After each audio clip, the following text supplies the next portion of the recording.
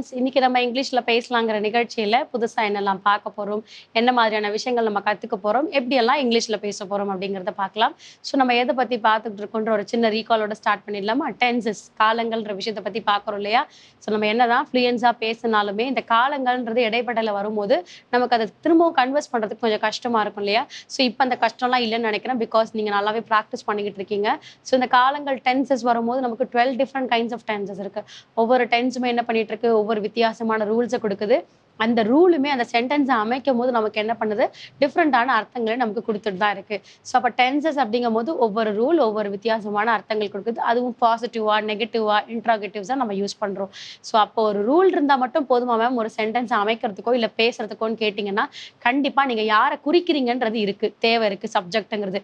அதே போல நீங்க என்ன செயலை செய்யறீங்க அப்படிங்கிறதும் இருக்கு. அது ஆக்ஷன் பின்னாடி வருது. அந்த செயலை செய்யக்கூடியதுக்கு இருக்கு இல்லையா? ஸோ அப்ப நீங்க என்ன செயலை செய்றீங்க, எந்த சப்ஜெக்ட குறிக்கிறீங்க, அதோட ரூல் நம்ம ஆட் அப் பண்றோம். இது மட்டும் போதுமான்னு கேட்டீங்கன்னா, பிகினரா இருக்கும்போது இது உங்களுக்கு போதும். இல்ல மேம் நான் இன்னும் சென்டென்ஸை விரிவாக்கம் பண்ண நினைக்கிறேன்னா, நீங்க உங்களோட ஆக்ஷன் பெர்ஃபார்மன்ஸ்க்கு ஏத்த மாதிரி உங்க சென்டென்ஸை நீங்க என்ன பண்ணிக்கலாம், எலாபரேட் பண்ணிக்கலாம். அது பிரச்சனை கிடையாது. ஸோ நீங்க இல்ல நான் பிகினர்ஸ்ன்னும் போது நீங்க வெறும் சப்ஜெக்ட், ரூல், V3 இதை மட்டும் நீங்க கொடுத்துக்கிட்டாவே போதும். அதுவே உங்களுக்கு டிஃப்ரெண்டா ஒவ்வொரு அர்த்தம் கொடுத்துக்கிட்டே இருக்கும். அதுக்கப்புறம் கொஞ்சம் கொஞ்சமா நீங்க எலாபரேட் பண்ணிக்கிட்டே வரலாம். ஒரு சென்டென்ஸை நீங்க ஒரு டபுள் கண்டிஷன் சென்டென்ஸா ஆக்கலாம்.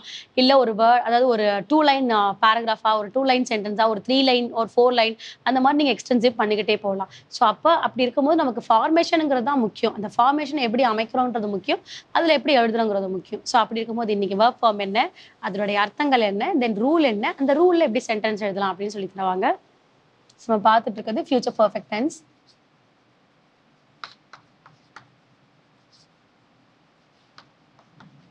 ஸோ ஃபியூச்சர் பெர்ஃபெக்ட் டென்ஸில் நெகட்டிவ் சென்டென்ஸ் தான் எக்ஸ்க்ளூசிவாக பார்க்குறோம். நெகட்டிவ் அப்படிங்கும்போது which is meant as not. So இதில் பார்த்தீங்க அப்படின்னா V1, V2, V3 அப்படிங்கிறது. V1ங்கிறது வந்து which is indicate present, V2 வந்து பாஸ்ட், V3 வந்து பாஸ்ட் பார்ட்டிசிபிள். ஸோ இங்கே நான் என்ன பண்ணுறேன், லாஸ் அப்படின்னு எடுக்கிறேன். லாஸ்னா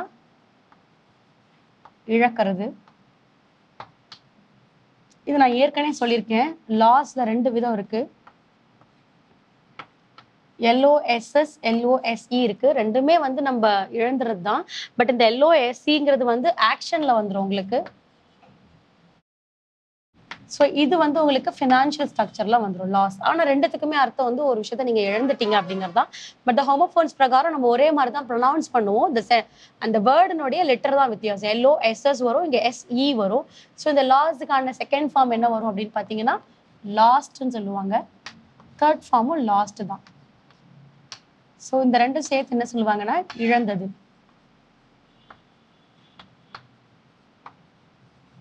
ஸோ இப்போ லாஸ்ட். ஸோ ஒரு விஷயத்தை இழக்கிறாங்க. அந்த இழக்கிறது என்ன சொல்றாங்க, இழந்தது அப்படிங்கிறத நம்ம V2 and V3 ஃபார்ம்ல நம்ம சொல்றோம். அப்போ லாஸ் இஸ் ரெடி, அதாவது வெர்ப் ஃபார்ம் ரெடி. இது எப்படி சென்டென்ஸ்ல சொல்லலாம்னு பார்ப்போம். சப்ஜெக்ட் வேணும் இல்லையா? சப்ஜெக்ட் வந்து I, we, you, he, she, they, it. இவங்கெல்லாம் எங்க இருக்காங்க, சப்ஜெக்டோட ரோல்ல இருக்காங்க. அண்ட் ரூல் யூஸ் பண்ண போறோம். அதுவும் ரூல் யாரை இண்டிகேட் பண்ணிருக்கணும், நெகட்டிவா இண்டிகேட் பண்ணிருக்கணும். அப்போ will or shall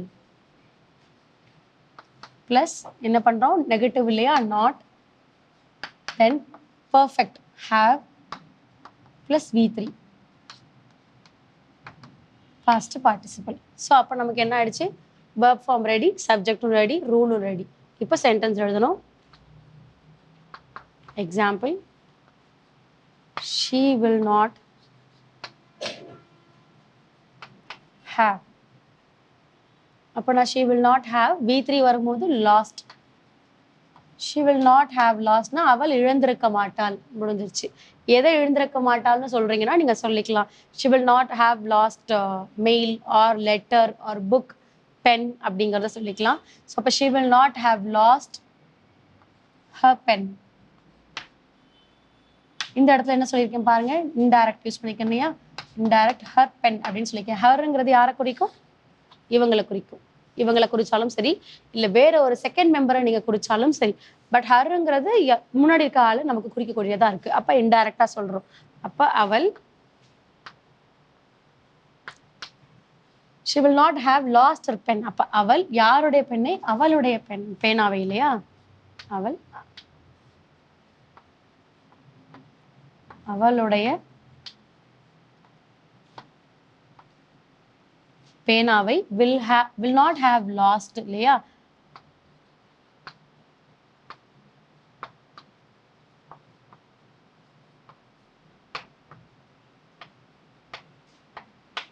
இழந்திருக்க மாட்டாள்.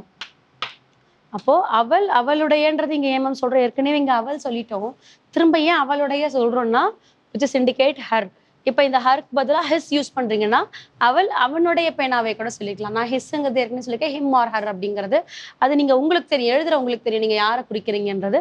ஸோ அவங்களுக்கு ஏற்ற மாதிரி நீங்க எழுதிக்கலாம். அவள் அவளுடைய பேனாவை இழந்திருக்க மாட்டாள் அப்படிங்கிறது சொல்றோம் இன்டைரக்டா. இன்னும் நீங்க வேற மாதிரி கூட நீங்க அதை சொல்லலாம்.